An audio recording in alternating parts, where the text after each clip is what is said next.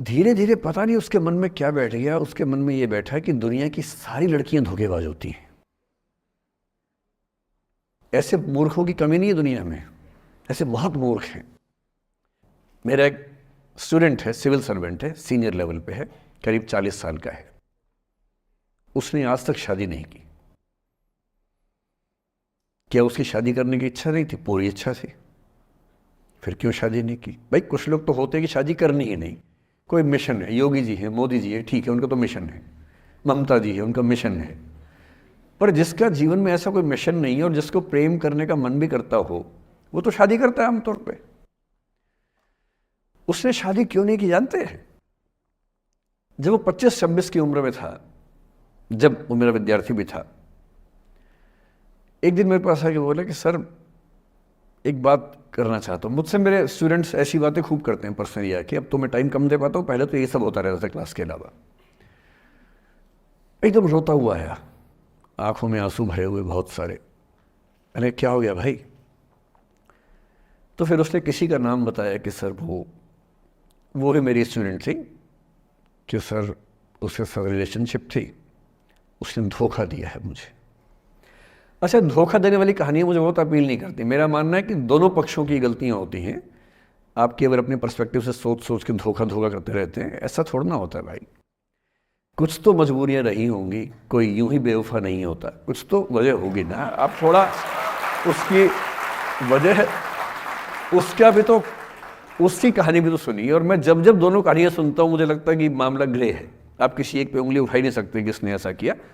दोनों की गलतियाँ होती हैं, ऐसा थोड़ा कि एक की होती है। बहरहाल इन भाई साहब को ऐसा लगा कि धोखा हो गया उनके साथ।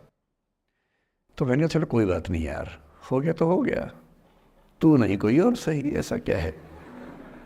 इतनी बड़ी दुनिया है, 8 अरब की आबादी अब है, उस समय भी 6-7 अरब तो थी। मैंने कहा 3.5 अरब 350 करोड़ में कोई तो होगी तुम्हारे लिए, ऐसा क्या है, कोई और देखेंगे।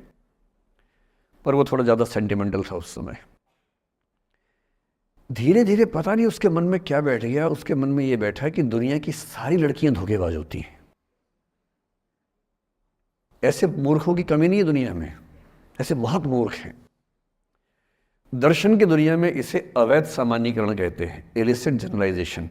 इसका मतलब बहुत छोटे सैंपल के बेस पे ये समझ लेना कि ये थियरी पूरे ब्रह्मांड पर लागू होती है। एक लड़की ने धोखा दिया, मान लीजिए धोखा दिया, धोखा इसने दिया कि उसने दिया कि किसी ने दिया, जो भी कहानी हो, एक सैंपल से ये मान लेना कि सब ऐसे होते हैं। और उसके बाद से उसने कम से कम 10 बार कोशिश की, 10 लोगों से मिला, बातचीत की शादी के लिए। डेटिंग तो क्या करेगा 40 की उम्र में, लेकिन हाँ बातचीत करके देखा कि शायद रुचियाँ मिल जाएं, स्वभाव मिल जाए तो शादी के बारे में सोचें। हर बार 3-4-5 मीटिंग के बाद वापस हट जाता है। अब तो मैंने पूछना बंद कर दिया है। जब तक मैं पूछता था बोलता था कि सर 3-4 मीटिंग के बाद लगता है कि ये भी वैसी ही है। मैंने कहा भूल जाओ भाई, उससे भूल जाओ, बात खत्म हो गई। उसके बच्चे घूम रहे हैं आजकल स्कूल में, अब तुम कम से कम शादी तो कर लो। वो भाई साहब आज तक अकेले हैं और अब तो बाज़ार में मूल्य भी कम हो गया उनका, अब विकल्प भी ज़्यादा नहीं मिलते हैं। अब जो विकल्प मिल रहे हैं वहाँ उसकी रुचि और कम हो गई है। तो पूरी संभावना है कि वो जीवन अकेले ही गुजरेगा अब उसका।